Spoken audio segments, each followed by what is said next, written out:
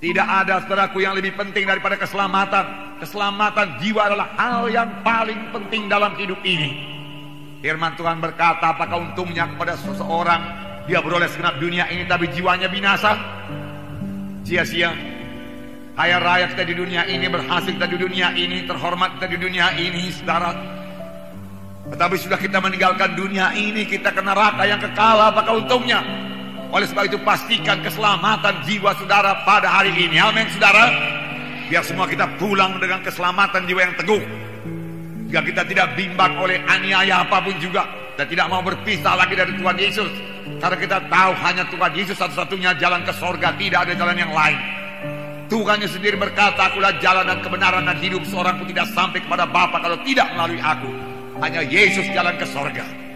Dalam Kisah Rasul pasal 2 ayat 14 sampai 18 saya bacakan kepada saudara.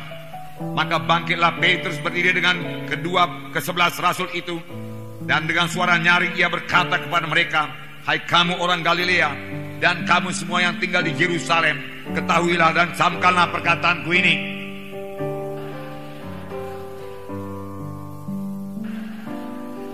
Tetapi itulah yang difirmankan Allah dengan perantaraan Nabi Joel.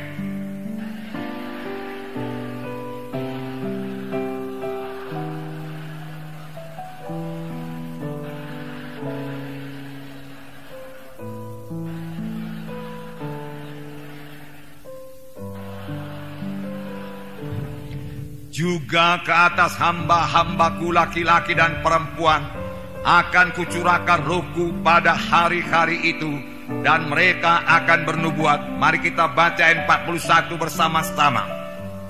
Orang-orang yang menerima perkataannya itu memberi diri dibaptis, dan pada hari itu jumlah mereka bertambah kira-kira 3.000 jiwa. Amin, saudara. Puji Tuhan. Saudara, ini terjadi sesudah pencurahan Roh Kudus. Petrus berubah, Petrus berkhotbah, satu khotbah yang sangat luar biasa, sehingga 3.000 orang bertobat dan mereka memberi diri mereka dibaptis. Langsung dibaptis pada hari itu juga.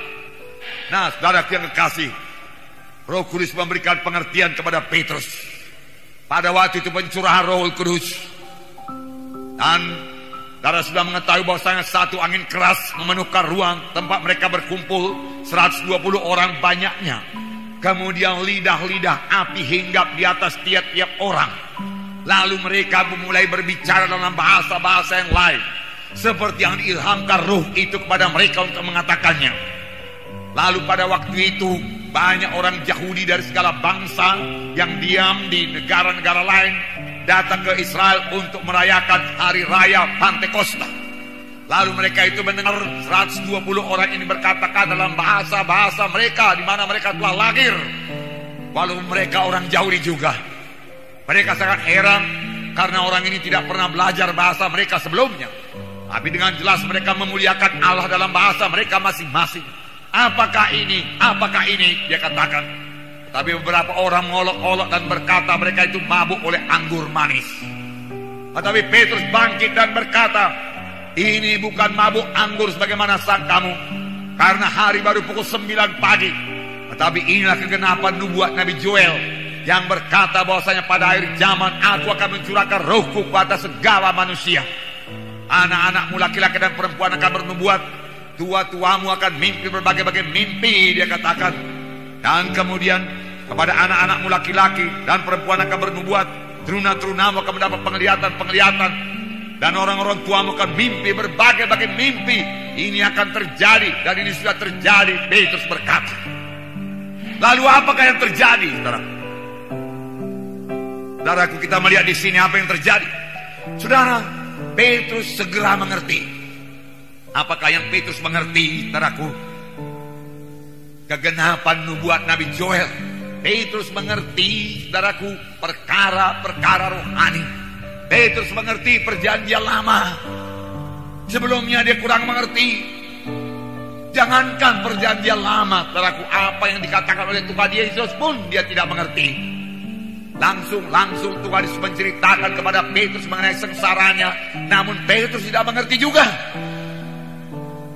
Matius pasal 16 ayat 21 sampai 23. Saya membacakan pada saudara.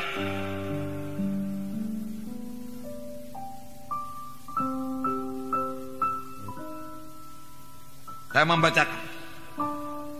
Sejak waktu itu Yesus mulai menyatakan kepada murid-muridnya bahwa ia harus pergi ke Yerusalem dan menanggung banyak penderitaan dari pihak tua-tua, imam-imam kepala dan ahli-ahli Taurat, lalu dibunuh dan dibangkitkan pada hari ketiga.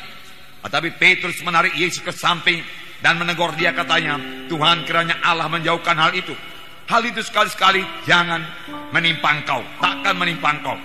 Maka Yesus berpaling dan berkata kepada Petrus, "Henyalah iblis, engkau suatu batu sandungan bagiku, sebab engkau bukan memikirkan apa yang dipikirkan Allah, melainkan apa yang dipikirkan oleh manusia."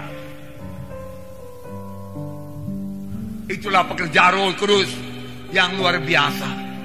Jadi setelah Roh Kudus memberikan pengertian,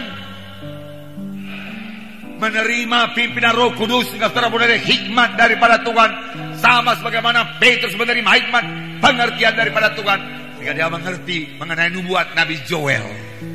Ini nubuat Nabi Joel, ini mesti terjadi.